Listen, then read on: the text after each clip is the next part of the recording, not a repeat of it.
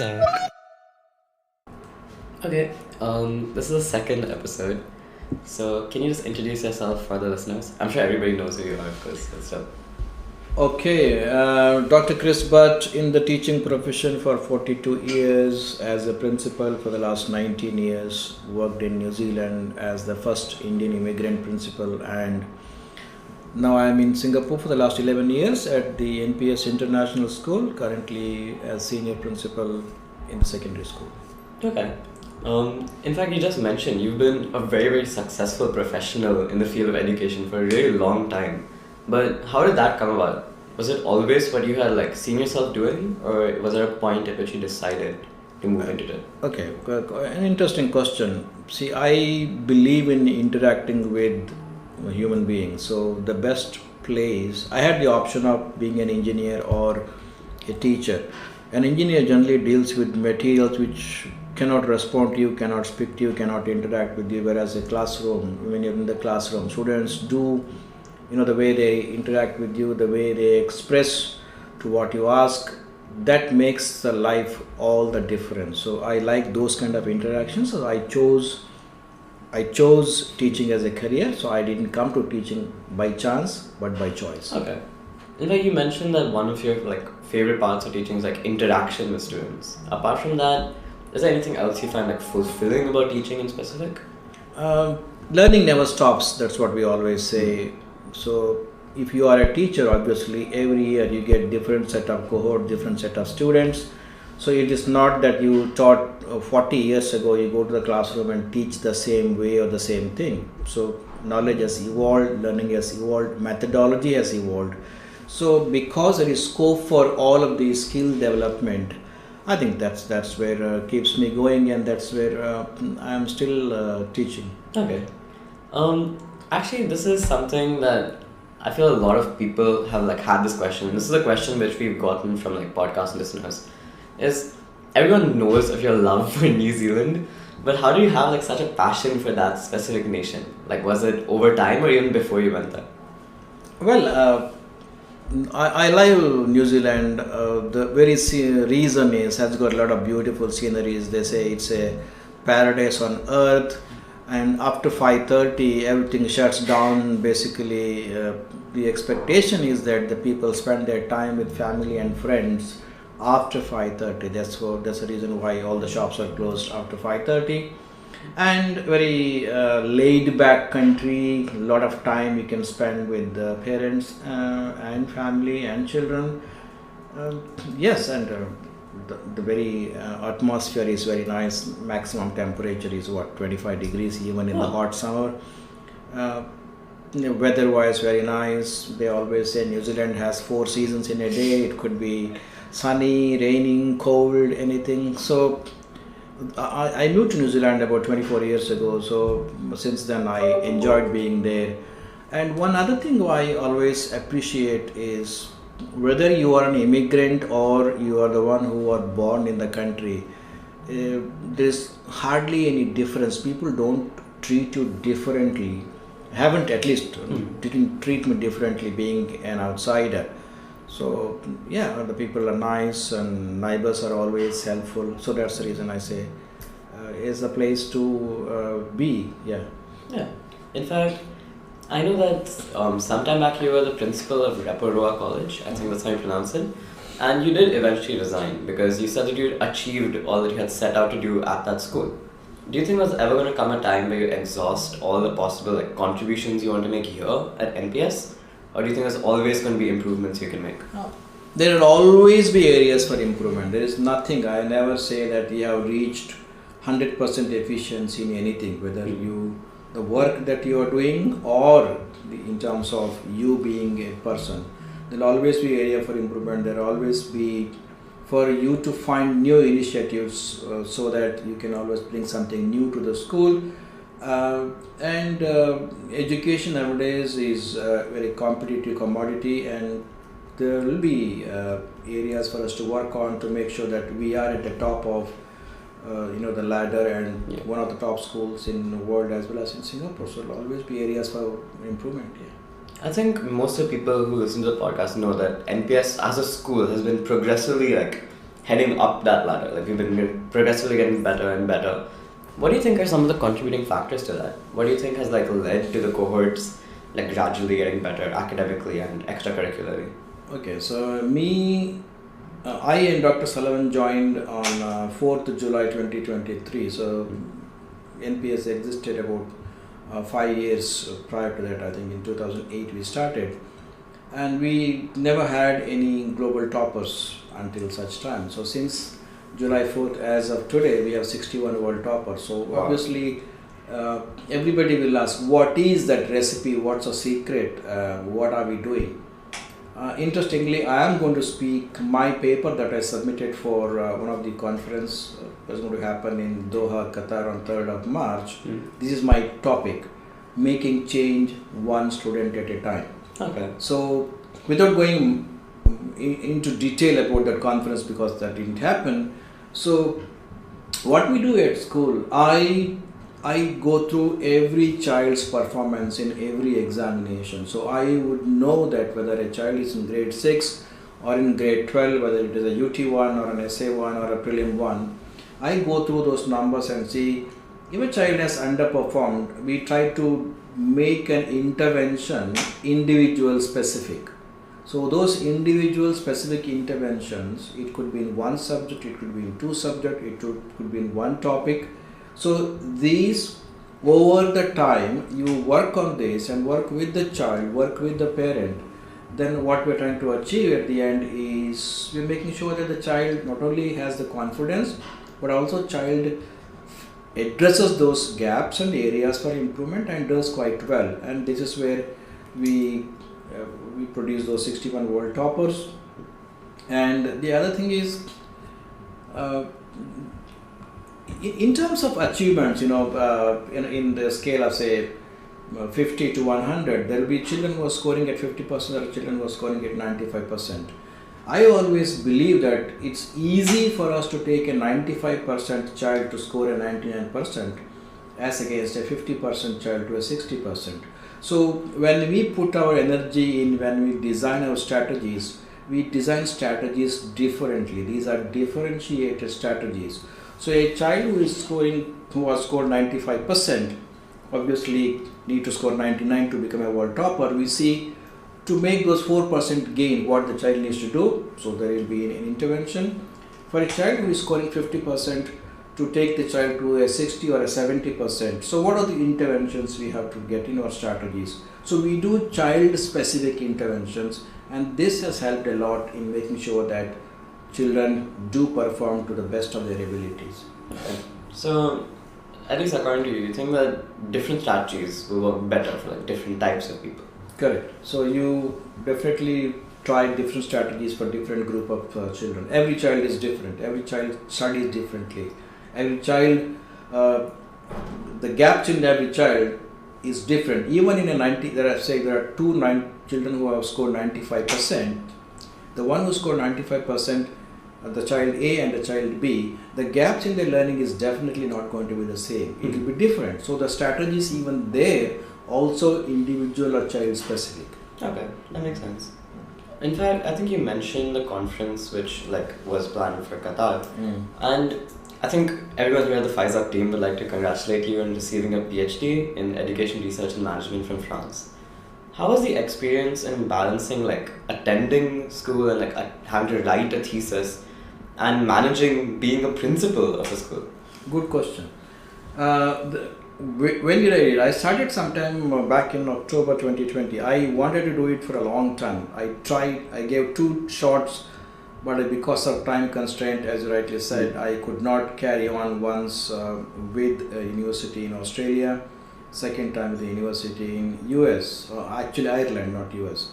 But finally I realized when COVID has hit, I traveled back home 4 times, and on all those 4 occasions, I had to go through a 14-day quarantine period in the hotel. So sitting idle in a hotel doing nothing, I thought, no, this is the best time. You are by yourself. You got the entire 24 hours in a day to work on. So I used those, the 4. It was a 14 plus 14 and 14 and 10 days. Those 44 days of quarantine. So I used in writing my thesis and analyzing the data, etc. So that's how I used the time, and I made sure that whatever work I've done, it did not impact or impede my functioning in the school. That's very impressive actually. 44 days is not that much at all for a thesis, like a PhD thesis. No one has spent 44 days in the quarantine, I can tell you that part of it. I mean, you had all the information. It's only putting everything in the order and writing and analyzing. All those things I could do in those 44 days. Yes, yeah, like there's no distractions impeding you. Yeah. I had a more physics related question. I think so far they've been very education related. But are there any fields in physics which you like personally like to keep track of or follow? Because especially recently there's been like booms in different parts where like research is just accelerating as we find more and more things. Is there any like fields which you like to follow personally? See, though physics as a subject has different subunits, different subtopics or units, whatever you may call them, but there are interlinks for each of those. In isolation, a concept of physics does not exist. It will always be they exist in relation. So for me, the very subject is very important. But what I like the most in physics is the thermodynamics as well as the atomic and astrophysics. These are the three areas I always love. Yeah. I think even in like atomic physics, recently there's been a lot of like progress in qubits, just general quantum computing. Have you been keeping track of that? Like, is there any recent developments which has impressed you? I definitely read a bit, so maybe who knows, so there will be some more reading I need to do on that just to keep up with what's happening. Yeah, information is there with the invention or emergence of AI. A lot you can do. Yeah.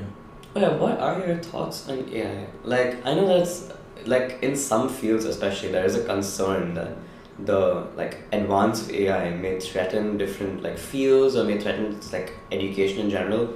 Do you think that's a problem if students use AI in like submissions, or do you think it's just a tool? I take AI as a tool. So artificial intelligence obviously cannot replace human intelligence. It's simple.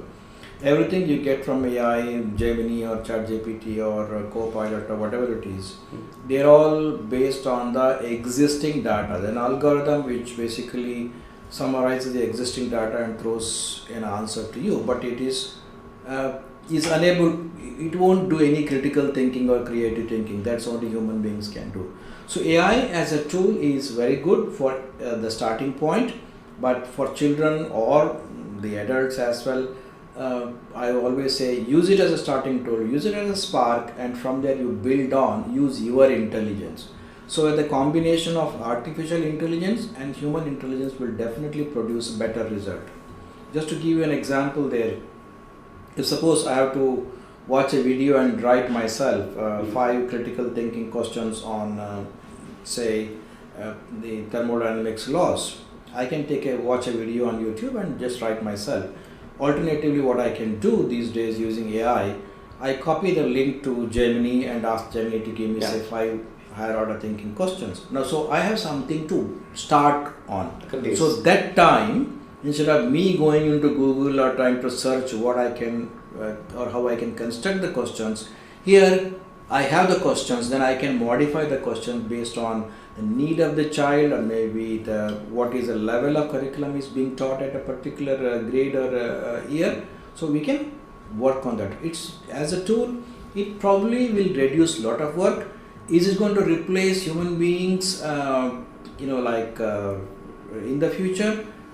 I will say yes or no. The no answer is because it cannot think like human beings.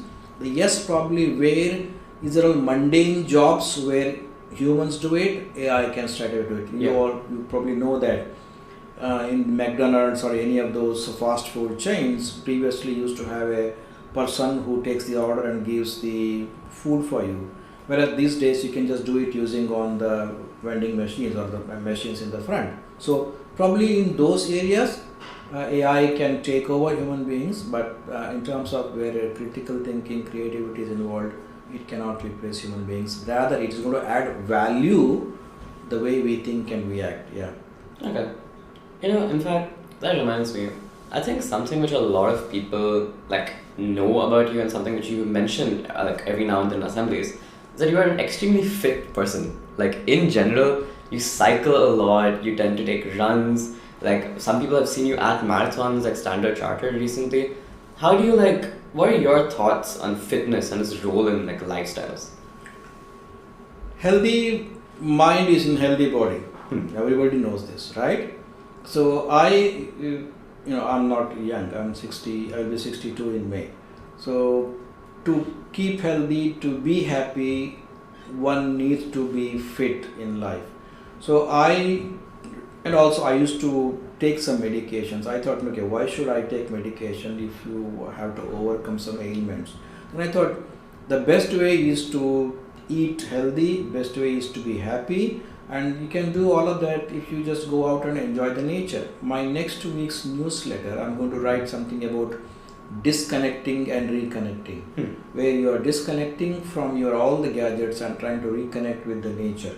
So when I go for bicycle ride, I will never put on any headphone, or even for a walk, I never put any headphone. I would prefer to hear the nature, the birds, songs, the crickets, noises, or the water flowing. All these are very calming and soothing effects. So as I said, these will make you mentally strong. So if you are mentally strong, you eat healthy food and you will have a good life. And actually my medication has gone down to a fourth. So I have reduced a lot and I feel happy and I sleep well. Yes. Okay, that's great. In fact, you mentioned like apart from just cycling and things like that, even sports can be like a good option for some people. Are there any sports which you follow or like sports which you love to play when you were a kid? I used to play cricket. I did play up to university level. I played cricket and I did do a lot of cricket umpiring, and as of today I still hold a certificate to be to officiate any top cricket games. So yeah, I mean I used to spend a lot of time on the field, and nowadays because there's not much opportunity here in Singapore, the way what I do is I just go for a walk or a bicycle ride or a swim. I reduced the swim after COVID, but any of these physical exercises that keeps you fit is always good. Yeah. Do you think there'll come a day where we'll see you umpire a cricket match again, or who knows? Maybe I may do it. Yeah. Okay. In fact, I know the listeners can't see this because it's an audio recording, but there is a cricket ball on your desk. Can you tell us like the story behind that? Okay. There's no story. When I was actually teaching that solar power, how it is, why it is divided by 1 by 4. If you remember, I got the ball to the class. It's still sitting there. I try to connect my teaching and learning to things and objects that are in real life, so that learning can be real, recent, relevant. I always say these 3 R's. So that's the reason why the cricket ball is there. So I simulated cricket ball as the earth. Okay. I would be scared if the earth got bowled by someone though. But yeah. I think New Zealand is known for being like a place where they do a lot of like film shooting. Like the entire Lord of the Rings trilogy took place, I think, in New Zealand. Yeah. But are there any film series or like television series which you like, either recent or old, which you like really love or which you relate to? I mean, the only series I always watch whether I'm traveling between places on the aircraft, I just watch Richard Attenborough or Discovery Channel, and anything to the history, Earth, and all of those things. I'm not, I don't want to watch movies that are hours long. I can't sit and watch. I don't watch movies, good series or anything to do with the nature and that, and it's good.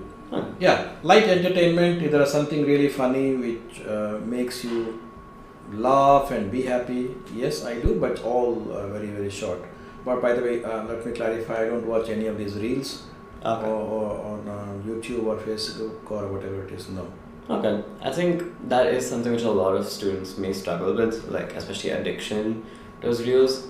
Are there any tips which you may have to like wean yourself off something addicting? Or is that like... It's difficult to get off, that's where I'm coming to the disconnection. It's quite difficult too, because you guys are born into the world where all these gadgets are available for you, but you have to make an effort. Everything is in the mind. You say today for 30 minutes I'm not going to touch my phone. So you decide on that and you decide the time where you get the 30 minutes. One of the questions I always ask at the admission interviews is, how is the child's social media usage and how are they managing? So everything should be in moderation. As a student, if you know that between this time to this time I'm not going to touch the phone, the best way is to turn off the phone and keep it. If you say silence or you put it away, still the distraction will always be there. Simon Sinek is one of the leading educationist. He recently had, there is a video that's available on YouTube and also on Twitter, where he talks about, you are talking to somebody but you have a phone in the hand. He said that itself, having the phone in the hand, even then if you are not using, is a distraction that tells you that you are not caring about the person who is sitting in front of you. So we have to make an effort not to have the phone with us. Starting is difficult, but once you start, you can always build on it. Atomic Habits, the book is sitting somewhere on my table. So they say every one of those habits which will make you a good person, you should always start small, but you keep adding, you keep repeating. So it is keep repeating, keep adding. I will give you a simple example in the physical exercise I do.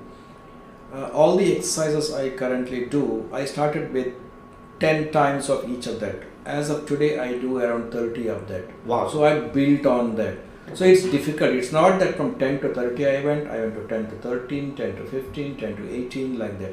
So you slowly build on it, and then you will realize, I can tell you, maybe after a year and a half, you should be able to do your work without looking at the phone, without touching the phone for more than an hour. That's a win-win situation. Okay. Yeah. So I think apart from Atomic Habits, sometimes you do mention different like books, not self-help really. I guess they're more like educationary books. Like, are there any other recommendations you may have? I remember in one of the meetings we had, like the Senate, you mentioned the thinking caps, things like that. The De Bono's thinking caps. These are very good books. Each thinking cap is different. So to do an activity, you don't think always the same way. You think differently for addressing different activities or solving different problems. So De Bono's thinking caps, the different types of them, different color coded one. So I think it's good for children to read through. What we're going to do probably in the next couple of weeks, which I think you can, the Senate can help, Ms. Sushmita. Sure. We're going to do a exhibition of few books from different fields, whether languages, English, PE, art, and we're going to display the books, the front cover, and a blurb written by the teachers. All these books are read by the teachers, and we're going to run a competition to make sure that children do read those books and reflect on what they have read. So like this, you will get more books to read. So the more you read, the more your brain works as well. Yeah. Okay. I think in general, you've had a lot, like I mean a lot of like experience in different leadership roles. Like you've seen how it is from many different sides of the equation. What do you think are some like leadership styles which you personally inhabit? Something which may not work for everybody, but you think helps you out when you're leading a team? My leadership style is very simple. Listen to people. If I want anyone to do any work for the institution, I will tell them this is what we are looking as a school. This is what we want the school to be in 2 years' time, 3 years' time. So what are your ideas? So how can you contribute? We ask that to the students as well as to the teachers. Then we summarize that. I, as a leader, will come only at the end to summarize that. So I won't throw my ideas first. The moment I throw my ideas first, everybody turns off. So I take a step back. In leadership, there are 3 things they do. We say. One is you have to lead from the front. Second, you have to lead from the middle. third, you have to lead from behind. There are situations where you have to lead from behind, from the front, because that's your job. But most of the time, you are a successful leader if you allow others to lead, you empower them. So that's where leading from the middle, where you basically guide and mentor the people, and leading from behind, you are allowing the other people to take responsibilities, fail, then you give the feedback. So my leadership style covers all three. Most of the time it is leading from middle and from behind, and very few cases where I need to lead from the front, I will lead from the front. Okay. Yeah. I think that's a good way to blend things together, because that kind of treats leaders almost like catalysts, that helps them catalyze other people's actions and motivations. So yeah, I think we're moving on to the last few questions. This is a question which I asked in the first TLoC episode too, but are there any places in Singapore which you personally like to go to, whether that be to study, to work, or just to relax with family? What do you like in Singapore? What I like in Singapore, Singapore is a beautiful country, so there are a lot of opportunities if somebody wants to, explore. I normally go. I haven't been to, these walking tracks in the last maybe 3-4 months, but on the weekends I make sure that one of those walking tracks I do explore. So that's the beauty of Singapore. In spite of having a lot of tall buildings, there are beautiful walking tracks around Singapore. I think people can explore. That helps you to be with the nature, connect to the nature after your 5 days of busy work. So I want to explore those walking tracks. Yeah. Nice ones. Okay. I think that's almost all the questions. Is there any questions that you may have, in general for TLoC, or anything you want to talk about to the listeners? Not specifically, but I want the group to come up with some nice activities, or I would say competitions, and you can invite the children from other international schools or local schools to be part of those competitions. Let us become, or let the Physics Society can become the hub for some activities. So that's my wish for the Physics Society. As I said yesterday, probably in the class, you can take one of you can start with flying planes, paper planes. Again, I was thinking last night when I was bicycling. So what kind of tagline we can give? I don't want to give flying machine challenge because that's a science center one. Yeah. I was thinking penny on a plane. So basically, you make a paper plane and put a penny on this and try to fly it and see how far you can fly a paper plane that has got one penny on it. So something like that, where you can come up with a lot of designs. Kind of like the egg drop challenge, where you have to come up with everybody things. does. It should be something different. But this will be something unique. Yeah. Do you think, you mentioned how NPS can become a hub for competitions. Do you think that competitions are a very integral part of the learning system, or do you think they're optional? They should become part of the learning, because there's a lot to learn outside the classroom. So these kind of activities will help you to explore, at the same time also apply what you learned in real life situations, and also further enhance your learning or enrich your learning. Yeah. Okay, I think that's about it for today's episode. Thank you very much, Johan. Best wishes. Thank you so much for coming. Okay. TLoC.